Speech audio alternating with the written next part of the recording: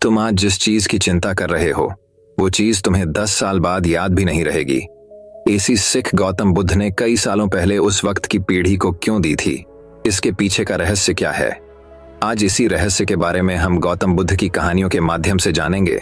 तो बिना देर किए चलिए उन कहानियों की शुरुआत करते हैं। दोस्तों, बहुत समय पहले की बात है। एक साधु प्रसिद्ध राजा की राजधानी से होकर गुजर रहे थे। जब वह चल रहा था तो उसकी नजर सड़क पर एक सिक्के पर पड़ी। उसने इसे उठाया। वह अपने सादे जीवन से संतुष्ट था और उसके पास उस सिक्के का कोई उपयोग नहीं था। इसलिए उन्होंने इसे किसी जरूरतमंद को दान करने की योजना बनाई। वह दिन भर सड़कों पर घूमता रहा, लेकिन उसे ऐसा कोई नहीं मिला। अंत में वह विश्राम क्षेत्र में पहुंचे और वहां एक रात बिताई। अगली सुबह वह अपने दैनिक कार्यों के लिए उठता है और देखता है कि एक राजा अपनी युद्ध के लिए तैयार सेना के साथ दूसरे राज्य पर आक्रमण के लिए जा रहा है। जब राजा ने आर्शी को खड़ा देखा तो अपनी सेना को रोकने का आदेश दिया। वह आर्शी के पास आया और बोला, हे महान ऋषि, मैं दूसरे राज्य को जीतने के लिए युद्ध करने जा रहा हूं ताकि मेरे राज्य का विस्तार हो सके। अतः मुझे विजयी होने का आशीर्वाद दें। आर्शी ने सोच विचार कर राजा को एक मुद्रा का सिक्का दे दिया। राजा इस बात से भ्रमित और नाराज था, क्योंकि उसे एक सिक्के से क्या फायदा, जबकि वह पहले से ही सबसे अमीर राजाओं में से एक है। उसने उत्सुकतावश साधु से पूछा, इस एक सिक्के का क्या मतलब है? आर्शी ने समझाया, हे महान राजा, मुझे यह सिक्का कल आपकी राजधानी की सड़कों पर घूमते समय मिला, लेकिन मुझे इसका कोई फायदा नहीं हुआ। इसलिए मैंने फैसला किया था कि मैं इसे किसी जरूरतमंद को दान कर दूंगा। मैं शाम तक तुम्हारी राजधानी में घूमता रहा, परंतु ऐसा कोई न मिला। सभी लोग सुखी जीवन जी रहे थे। ऐसा लग रहा था कि उनके पास जो कुछ था उससे वे संतुष्ट थे। तो मुझे ये सिक्का देने वाला कोई नहीं मिला। लेकिन आज भी इस राज्य के राजा को और अधिक पाने की इच्छा है, और जो कुछ उसके पास पहले से है उससे संतुष्ट नहीं है। मुझे लगा कि आपको इस सिक्के की आवश्यकता है।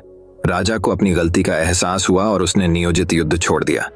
दोस्तों, इस कहानी से हम ये सीख मिलती है, हम सभी को हमारे पास जो कुछ भी है उसमें खुश रहना सीखना चाहिए।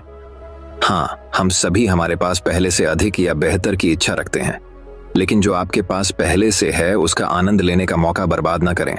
कुछ लोग ऐसे भी होंगे जिनके पास वह नहीं होगा जो आपके पास है, और कुछ ऐसे भी होंगे जिनके पास आपसे बहुत अधिक है। हमेशा तुलना न करें, खुश रहें और स्वस्थ जीवन जिएं। वही अब एक और कहानी कुछ इस प्रकार शुरू होती है। बहुत समय पहले की बात है। एक बहुत ही आलसी आदमी था जो हमेशा अपना पेट भरने के लिए कोई आसान तरीका ढूंढता रहता था। एक दिन जब वह खाने के लिए कुछ खोज रहा था तो उसकी नजर फलों के खेत पर पड़ी। उसने चारों ओर देखा और किसी को भी पेड़ पर फलों की रखवाली करते हुए नहीं पाया। इसलिए उसने तुरंत कुछ फल चुराने का फैसला किया। लेकिन जैसे ही वह खेत में गया और पेड़ पर चढ़ने लगा, किसान ने उसे देख लिया और उसे पकड़ने के लिए उसके पास आने लगा। आलसी आदमी ने देखा कि किसान छड़ी लेकर उसकी ओर आ रहा है। वह डर गया और पास के जंगल की ओर भाग गया और छिपने के लिए उसके अंदर चला गया। कुछ देर बाद जब उसे लगा तो वह जंगल से आगे बढ़ने लगा और वहां से गुजरते समय उसने अद्भुत दृश्य देखा। वहां एक लोमड़ी थी। उसके केवल 2 पैर थे और फिर भी वह उन पर मजे से रेंग रहा था। आलसी आदमी ने सोचा, ऐसी हालत में यह लोमड़ी कैसे जीवित रह सकती है? लोमड़ी भाग नहीं सकती। वह अपना पेट कैसे भर पाएगी या दूसरे जानवरों के खतरे से कैसे बच पाएगी? अचानक उसने देखा कि शेर अपने मुंह में पहले से ही मांस का एक टुकड़ा लेकर लोमड़ी की ओर आ रहा है। सभी जानवर भाग गए और आलसी आदमी खुद को बचाने के लिए पेड़ पर चढ़ गया। लेकिन लोमड़ी वहीं रुक गई। उसमें 2 पैरों पर दौड़ने की क्षमता नहीं थी। लेकिन आगे जो हुआ उसने आलसी आदमी को आश्चर्यचकित कर दिया। शेर ने मांस का एक टुकड़ा जो उसके मुंह में था लोमड़ी के लिए छोड़ दिया।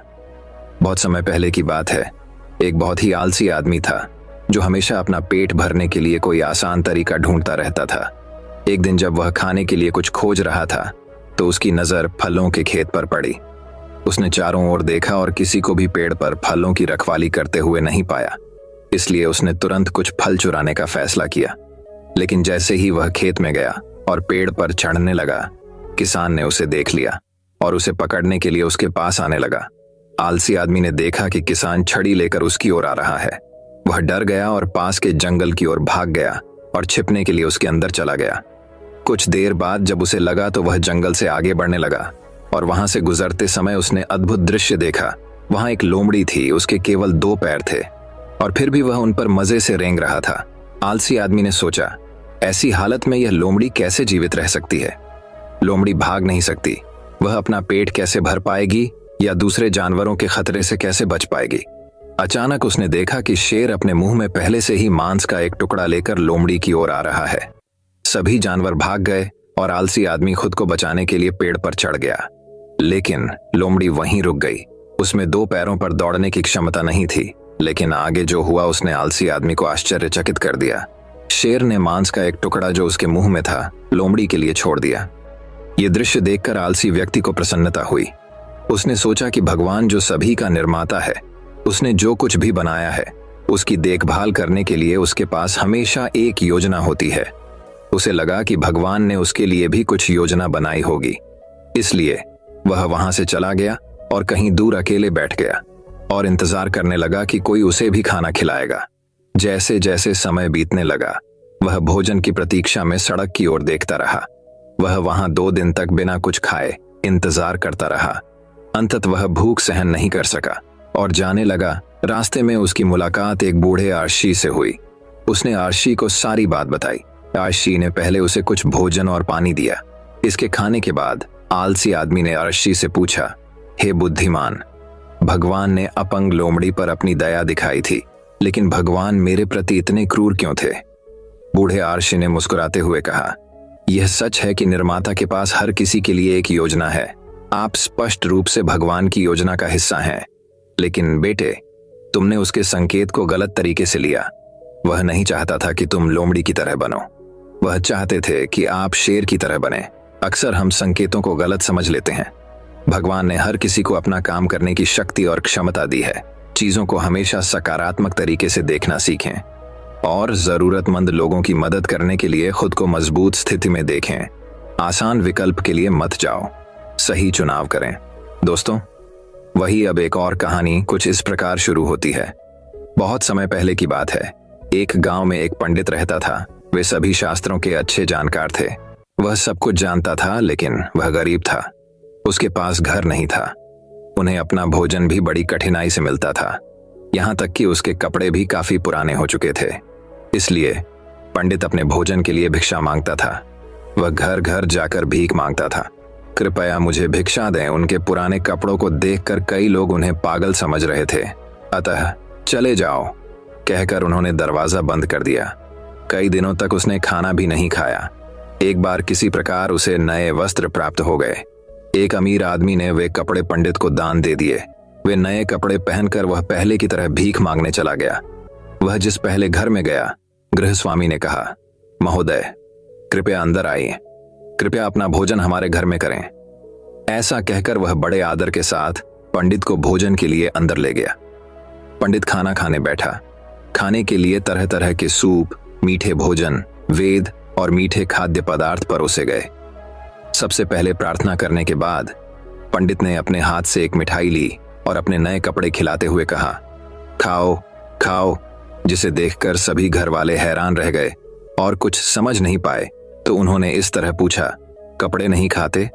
हे महान पंडित, आप वस्त्रों पर भोजन क्यों चढ़ाते हैं? तब उस पंडित ने इस प्रकार उत्तर दिया, वास्तव में इसी नए वस्त्र के कारण तुमने आज मुझे भोजन कराया। कल ही इसी घर में तुमने मुझसे चले जाने को कहा था। चूंकि इन वस्त्रों के कारण मुझे भोजन प्राप्त हुआ, अतः मैं उनका आभारी हूँ। यही कारण है कि मैं उन्हें खाना खिला रहा हूँ। घर वाले थोड़े शर्मिंदा हुए। इस कहानी से हमें ये सीख मिलती है कि कभी भी किसी को उसके दृष्टिकोण से नहीं आंकना चाहिए। दोस्तों, एक और कहानी की शुरुआत कुछ इस प्रकार होती है। बात उस समय की है जब गौतम बुद्ध काफी प्रसिद्ध हो चुके थे। वे रोज प्रवचन देते, जिन्हें सुनने के लिए काफी लोग पहुंचते थे। प्रवचन सुनने एक लड़का रोज आता था। वह गौतम बुद्ध की सारी बातें बहुत ध्यान से सुनता था। काफी दिनों तक प्रवचन सुनने के बाद एक दिन उस लड़के ने सोचा कि मैं प्रवचन तो रोज सुन रहा हूँ, लेकिन मेरे जीवन में कोई बदलाव नहीं आ रहा है। बुद्ध बातें तो अच्छी बताते हैं, लेकिन कुछ लाभ नहीं हो रहा है। मुझे इस बारे में बुद्ध से बात करनी चाहिए। अगले दिन वह लड़का बुद्ध से बात करने की इच्छा लेकर पहुंच गया। बुद्ध का प्रवचन शुरू हुआ और वे कह रहे थे कि अगर कोई व्यक्ति हम पर गुस्सा करता है तो वह हमसे ज्यादा खुद का नुकसान करता है। अगर हम भी दूसरे के गुस्से का जवाब गुस्से से ही देते हैं तो हम खुद का नुकसान कर लेते हैं। बुद्ध की ये बातें सुनते ही वह लड़का खड़ा हो गया और कहने लगा कि तथागत, मैं बहुत दिनों से आपके प्रवचन सुन रहा हूं, लेकिन मेरे जीवन में तो कोई बदलाव ही नहीं आया है। मुझे तो प्रवचन सुनने से कोई लाभ नहीं हो रहा है। बुद्ध ने अपने प्रवचन बीच में रोके और उस लड़के की बात सुनने लगे। जब वह लड़का चुप हो गया तो बुद्ध ने उससे पूछा कि तुम कहाँ रहते हो? लड़का बोला कि मैं श्रावस्ती में रहता हूँ। बुद्ध ने कहा कि श्रावस्ती से यहाँ तक की दूरी कितनी होगी और यहाँ आने में कितना समय लगता है? उस लड़के ने बुद्ध की बातों का उत्तर दिया तो बुद्ध ने फिर पूछा कि यहाँ आते कैसे हो? लड़का बोला कि मैं श्रावस्ती में रहता हूँ। बुद्ध ने कहा कि श्रावस्ती से यहाँ तक की दूरी कितनी होगी और यहाँ आने में कितना समय लगता है? उस लड़के ने बुद्ध की बातों का उत्तर दिया तो बुद्ध ने फिर पूछा कि यहाँ आते कैसे हो? उसने बताया कि मैं कभी पैदल आता हूँ, कभी सवारी का कोई साधन मिल जाता है तो उससे आ जाता हूँ।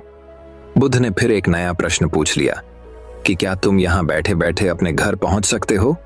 ये प्रश्न सुनकर वह लड़का और वहां बैठे सभी लोग हैरान हो गए।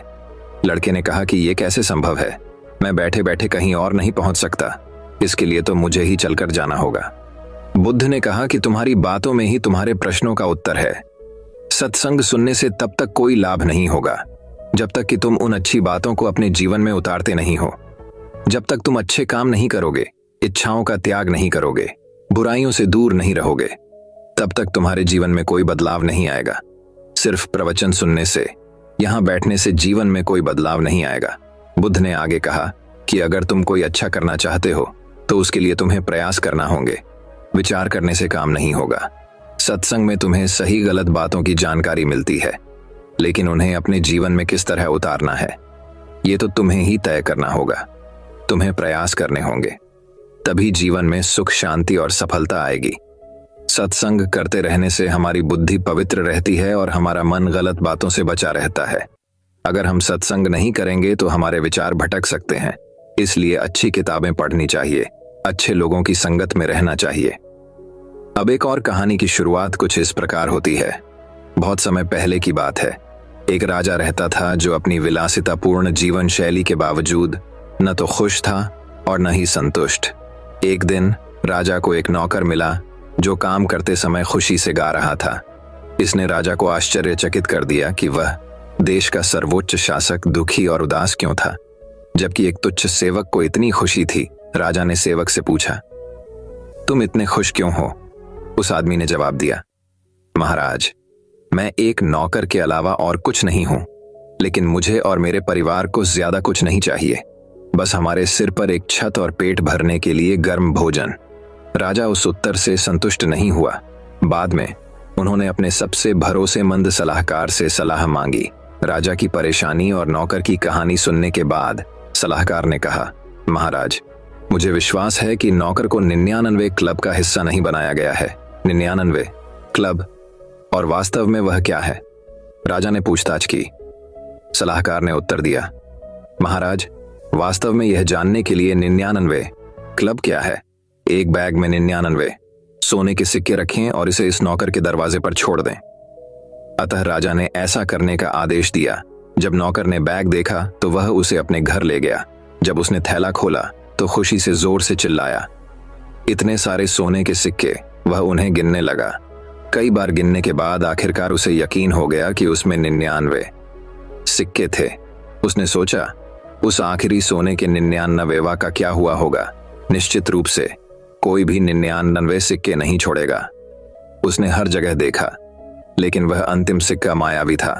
अंत में थक कर उसने फैसला किया कि उस सोने के सिक्के को हासिल करने और अपना संग्रह पूरा करने के संग्रह उसे पहले से कहीं अधिक मेहनत करनी होगी। उस दिन से नौकर का जीवन बदल गया। उस पर काम का बोझ बहुत ज्यादा था। वह बेहद क्रोधी था और उसने सोने का सिक्का बनाने में मदद नहीं करने के लिए अपने परिवार को डांटा था। काम करते करते उन्होंने गाना बंद कर दिया। इस व्यापक परिवर्तन को देखकर राजा हैरान रह गया। जब उन्होंने अपने सलाहकार से मदद मांगी तो सलाहकार ने कहा, महाराज, नौकर अब आधिकारिक तौर पर 99 क्लब में शामिल हो गया है। उन्होंने आगे कहा, 99 क्लब उन लोगों को दिया गया नाम है जिनके पास खुश रहने के लिए काफी कुछ है, लेकिन वे कभी संतुष्ट नहीं होते हैं। क्योंकि वे हमेशा उस अतिरिक्त एक के लिए तरसते और प्रयास करते रहते हैं और खुद से कहते हैं, मुझे वह एक आखिरी चीज मिल जाने दो और तो मैं जीवन भर खुश रहूंगा। दोस्तों, इस कहानी से हमें ये सीख मिलती है कि हम अपने जीवन में बहुत कम होने पर भी खुश रह सकते हैं, लेकिन जैसे ही हमें कुछ बड़ा और बेहतर दिया जाता है, हम और भी अधिक चाहते हैं। हम अपनी नींद, अपनी खुशियां खो देते हैं। हम अपने आसपास के लोगों को चोट पहुंचाते हैं। यह सब हमारी बढ़ती जरूरतों और इच्छाओं की कीमत के रूप में होता है। जो कुछ हमारे पास पहले से है, उसमें सुखी जीवन का आनंद लेने के लिए हमें अपनी जरूरतों और इच्छाओं में संतुलन बनाए रखना सीखना चाहिए। अब एक और कहानी की शुरुआत कुछ इस प्रकार होती है। एक बार एक छोटे से गांव में एक धर्मात्मा पुजारी रहता था। वह बहुत ही मासूम और सरल स्वभाव के व्यक्ति थे। धार्मिक अनुष्ठान करते थे। एक अवसर पर एक धनी व्यक्ति ने उसकी सेवाओं के लिए उसे बकरी से पुरस्कृत किया। इनाम में बकरी पाकर पुजारी बहुत खुश हुआ।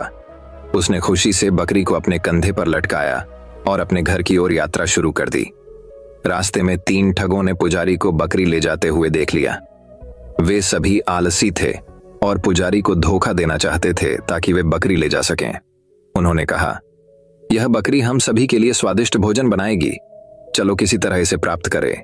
उन्होंने आपस में इस विषय पर चर्चा की और पुजारी को मूर्ख बनाकर बकरी प्राप्त करने की योजना बनाई। योजना तय करने के बाद वे एक दूसरे से अलग हो गए और पुजारी के रास्ते में 3 अलग अलग स्थानों पर अलग अलग छिपने की स्थिति ले ली। जैसे ही पुजारी एक सुनसान जगह पर पहुंचे, धोखेबाजों में से एक अपने छिपने के स्थान से बाहर आया और पुजारी से चौंकते हुए पूछा, सर, आप क्या कर रहे हैं? मुझे समझ नहीं आता कि आप जैसे धर्मात्मा व्यक्ति को अपने कंधे पर कुत्ता ले जाने की आवश्यकता क्यों पड़ती है। ऐसी बातें सुनकर पुजारी को आश्चर्य हुआ। वह चिल्लाया, क्या तुम देख नहीं सकते? यह कुत्ता नहीं बल्कि बकरी है, मूर्ख मूर्ख। धोखेबाज ने उत्तर दिया, सर, मैं आपसे क्षमा चाहता हूं, मैंने तुम्हें वही बताया जो मैंने देखा। यदि आप इस पर विश्वास नहीं करते तो मुझे खेद है। पुजारी इस विसंगति से नाराज थे, लेकिन उन्होंने एक बार फिर अपनी यात्रा शुरू कर दी। पुजारी मुश्किल से कुछ ही दूर चला था, तभी एक और धोखेबाज अपने छिपने के स्थान से बाहर आया और पुजारी से पूछा, सर, आप अपने कंधों पर मरा हुआ बछड़ा क्यों ले जाते हैं? आप एक बुद्धिमान व्यक्ति प्रतीत होते हैं। ऐसा कृत्य आपकी ओर से शुद्ध मूर्खता है। पुजारी चिल्लाया, क्या आप एक जीवित बकरी को मरा हुआ बछड़ा कैसे समझ सकते हैं? दूसरे धोखेबाज ने उत्तर दिया, सर, आप इस मामले में बहुत गलत लग रहे हैं। या तो आप नहीं जानते कि बकरी कैसी दिखती है, या आप जानबूझकर ऐसा कर रहे हैं। मैंने आपको वही बताया जो मैंने देखा। धन्यवाद। दूसरा धोखेबाज मुस्कुराता हुआ चला गया। पुजारी भ्रमित हो गया, लेकिन आगे चलता रहा। फिर पुजारी ने थोड़ी ही दूरी तय की थी कि तीसरा धोखेबाज उसे मिल गया। तीसरे धोखेबाज ने हंसते हुए पूछा, सर, आप गधे को अपने कंधों पर क्यों लेकर चलते हैं? यह आपको हंसी का पात्र बनाता है।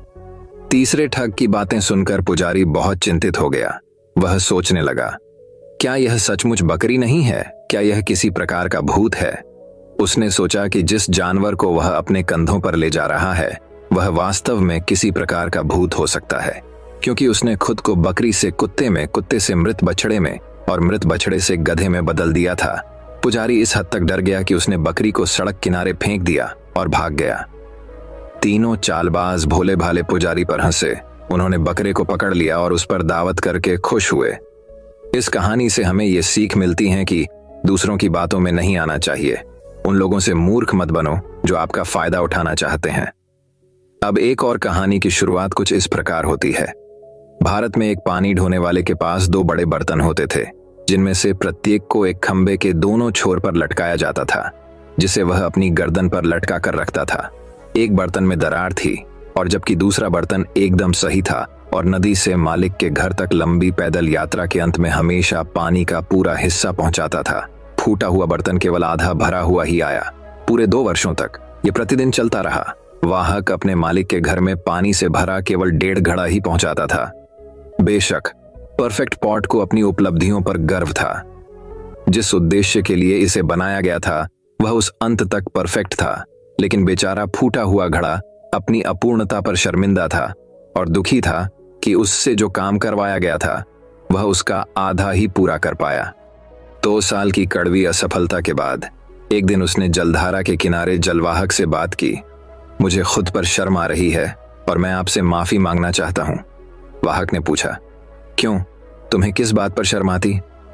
पॉट ने उत्तर दिया, पिछले 2 वर्षों से मैं अपना आधा भार ही पहुंचा पा रहा हूं, क्योंकि मेरी तरफ की दरार के कारण पानी रिसकर आपके मालिक के घर तक पहुंच जाता है। मेरी खामियों के कारण तुम्हें अपने प्रयासों का पूरा मूल्य नहीं मिल पाता। जल ढोने वाले को पुराने फूटे बर्तन के लिए खेद हुआ और अपनी करुणा में उसने कहा, जैसे ही हम मालिक के घर लौट रहे हैं, मैं चाहता हूं कि आप रास्ते में सुंदर फूलों को देखें। जैसे ही वे पहाड़ी पर चढ़े, पुराने टूटे हुए बर्तन ने रास्ते के किनारे सुंदर जंगली फूलों को गर्म कर रहे सूरज को देखा और इससे उसे कुछ हद तक खुशी हुई, लेकिन रास्ते के अंत में उसे अभी भी बुरा लग रहा था, क्योंकि उसका आधा भार बाहर निकल चुका था और इसलिए उसने फिर से अपनी विफलता के लिए वाहक से माफी मांगी। वाहक ने बर्तन से कहा, क्या तुमने देखा कि तुम्हारे रास्ते में केवल तुम्हारी तरफ फूल थे, लेकिन दूसरे बर्तन की तरफ नहीं? ऐसा इसलिए है क्योंकि मुझे हमेशा से आपकी